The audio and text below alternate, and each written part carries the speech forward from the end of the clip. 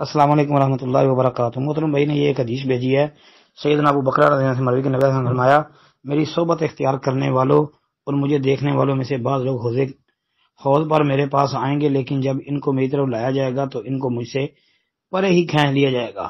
پس میں کہوں گا کہ اے میرے رب، میرے ساتھی۔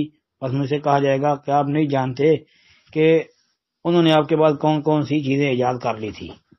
اچھا جی، کہتے ہیں کیا یہ حدیث صحیح ہے ان الفاظ کے ساتھ؟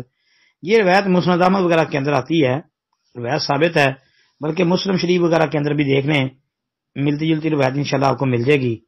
بلکہ بعد اس کے علاوہ دوسری روایت کے اندر یہ وضاحت بھی ہے کہ ساتھیوں سے مراد جو ہے امت کے افراد ہیں، جی امت کے افراد، تاکہ کوئی بندہ یہ نہ سمجھ لے کہ یہ ساتھیوں سے مراد نبی صلی اللہ علیہ وسلم کے صحابہ ہی ہیں، یعنی ساتھیوں سے مراد امت کے افراد، یہ الفاظ بھی موجود ہیں۔